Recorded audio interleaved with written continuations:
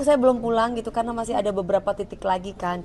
Terus saya bilang, Pak, saya mesti pulang, saya kalau nggak pulang gimana gitu. Saya sudah beli sapi, sapinya ditungguin saya di situ di rumah, jadi saya mesti pulang gitu. Tapi masyarakat tuh dari pagi nungguin mami Iya katanya gitu. loh. Itu rasanya gimana ditungguin sama masyarakat di sini? Kan saya kemarin tuh kan saya nggak jelas nih pulangnya kapan ya kan. Saya bilang, Papa saya mesti pulang ya Pak. Saya bilang sama Kak Uktu kan kebetulan jadi yang naik seharusnya belum pulang kan. Akhirnya mau nggak naik, ya udah deh naik helikopter. Jadi beliaunya naik helikopter sampai ke sini untuk bisa nyampe. Karena saya bilang tuh saya ini Lebaran ini saya kan nggak pernah kemana-mana. Baru kali ini saya bisa kemana-mana.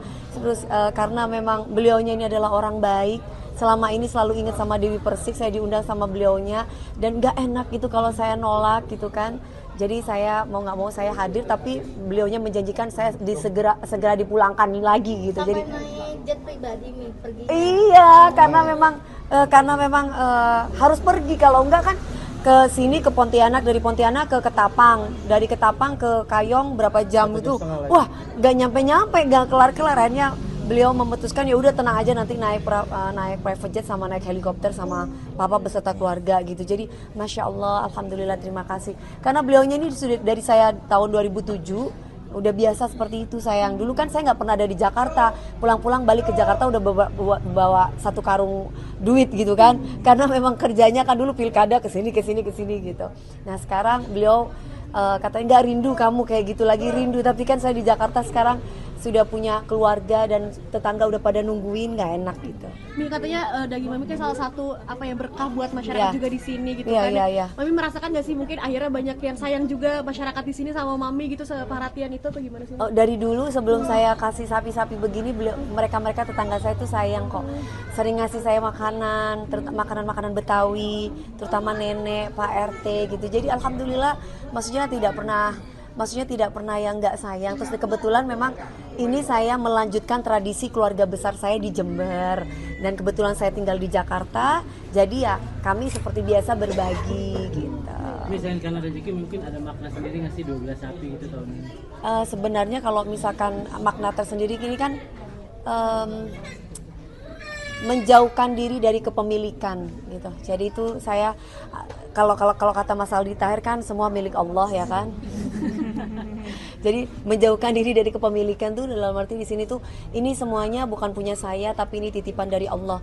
Jadi entah itu cinta, entah itu harta, semuanya saya pasrahkan kepada Allah. Seperti saat ini saya ada rezeki lebih, ya tidak ada salahnya saya berbagi gitu. Karena memang bukan milik saya, memang milik semuanya gitu, milik Allah. Mami nanti dagingnya Mami olah. Mami masak Atas lagi nanti. masak lagi. Nggak tahu deh, nanti coba lihat ya. Yang pastinya namanya saya, kedua orang tua saya, anak saya Felis Gabriel, sama Eyang Kakung, sama Eyang Uti, satu lagi sama nenek, udah 7. Kan semua kan kalau kita ngomong tentang Ibrahim dan Ismail kan, ya alhamdulillah, maksudnya itu kan mengajarkan kita supaya kita nggak jadi manusia serakah gitu. Jadi ya kalau dibilang sedih ya pasti nggak tega kan, ayam aja disembelih aja kita ngelihatnya meringis, apalagi sapi segede itu kan. Jadi ya meringis aja gitu. Ya ada perasaan aduh nggak tega aja ngelihatnya gitu. Tapi Mami di Idul Adha tahun ini apalagi sih Mami yang belum tercapai dari Mami sendiri?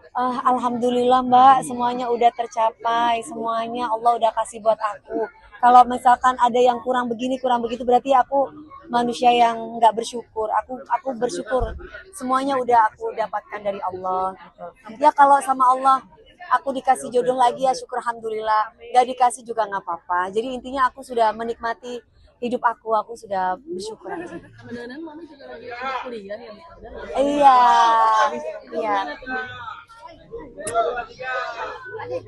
Itu gimana sih Mi rencana sampai akhirnya memutuskan oke aku mau melanjutkan nih gitu, dan pilihan jurusannya apa sih Mi?